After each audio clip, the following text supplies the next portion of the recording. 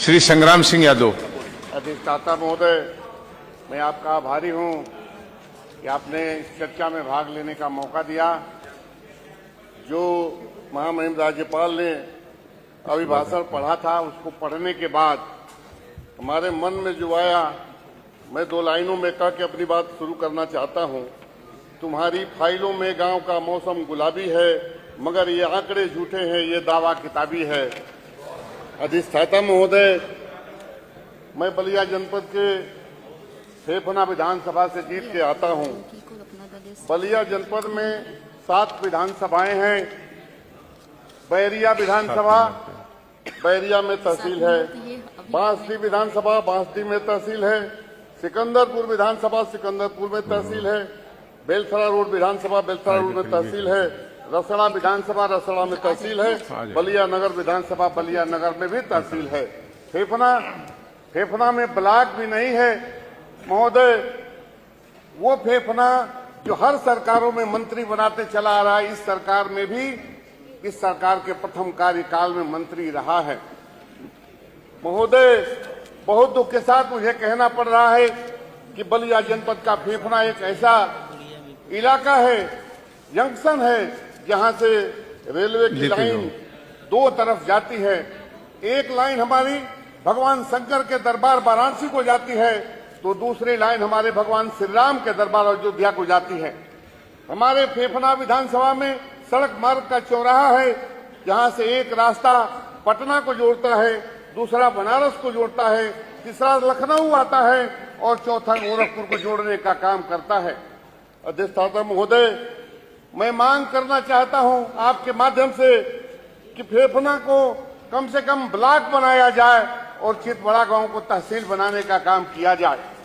फेफना से जो पटना की सड़क जाती है, उस पर एक पुल बना हुआ है, वो जर्जर हो चुका है। अगर वो पुल टूट गया तो बलिया का नहीं, पूरे इधर के इलाके का बिहार से संपर्क टूट जाएगा। फेफना से होकर के लखनऊ को जो रास्ता जाता है, उसमें हमेशा जाम लगता है, उसमें फ्लाईओवर बनाने की मांग मैं करता हूं। फेफना से गोरखपुर जो रास्ता गढ़वाल होकर जाता है, उसमें हमेशा जाम लगता है, उसमें फ्लाईओवर बनाने की मांग मैं करता हूं। अधिष्ठाता महोदय, दिल्ली में एक घटना हुई थी, मैं बार बार इस बात को सदन में उठाने का मैंने काम किया था। निर्भया कांड हुआ था। निर्भया कांड में हमारे विधानसभा की बिटिया, उसके चर्चा करने से भी आंख में आंसू आते हैं। वो बिटिया हमारे विधानसभा के सुहाव ब्लॉक के मडौरा गांव की रहने वाली थी। उस गांव में तत्कालीन मुख्यमंत्री माननीय अखिलेश यादव उस गांव में गए थे और उन्होंने वहां बहुत बड़ा अस्पताल उस बिटिया के नाम से बनाने का काम किया था। लेकिन अधिष्ठाता महोदय, आज उस गांव की स्थिति क्या है, आज मैं आपको दिखाना चाहता हूं। ये तस्वीर एक बार देखने का काम कीजिए। इसमें लिखा है, हाथ में जूता चप्पल लेकर कीचड़ में बच्चे चलने को मजबूर हैं।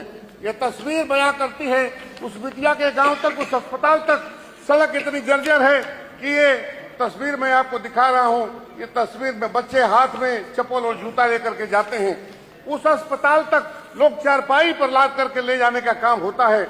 आज तक इस सड़क को बनाने का काम नहीं किया गया।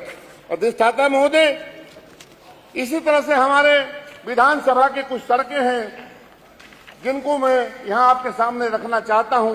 एकौनी से मडौरा का अवशेष भाग जो हमारी उस बिटिया के घर तक जाती है, सिंहाचौर से चितबड़ा गांव संपर्क मार्ग, खरहाटार से बघेवा सुबई बांध नहर की पटरी का निर्माण, चंदुकी मठिया से बघेवा का संपर्क मार्ग, भरौली टुटवारी से रामापुर का संपर्क मार्ग, मजूरपुर बंधे से बीवीपुर नसीरपुर कला का संपर्क मार्ग, वैना से अलावलपुर का मार्ग, निबिया पोखरा से परसिया का मार्ग, निबिया पोखरा से दुमदुमा का मार्ग, चांदपुर से हरपुर मनियर होते हुए गढ़वार का मार्ग, चंदकुई से करनई का मार्ग, लारपुर नहर से अरईपुर तक नहर का मार्ग, निबिया पोखरा से कटरिया का मार्ग, और जल जीवन मिशन में जितनी सड़कें तोड़ दी गई हैं, उन सड़कों को निश्चित रूप से बनाने का काम किया जाए।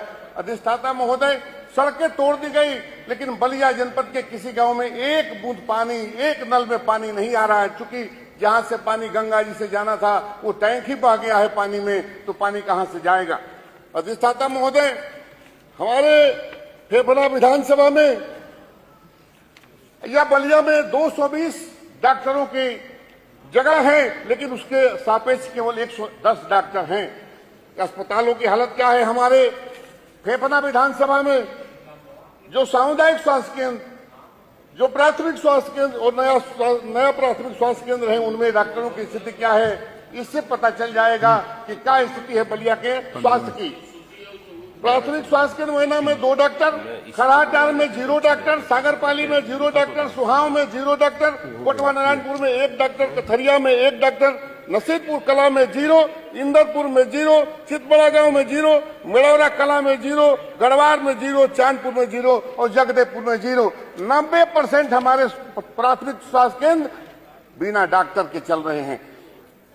माननीय अधिष्ठाता महोदय, मैं इस बात को खत्म करने से पहले बिजली विभाग के हमारे जो विद्युत विभाग के जो काम है, उमरपुर, दियारा, कुल्हड़िया में आज तक विद्युत का काम आज तक विद्युत नहीं पहुंचा है।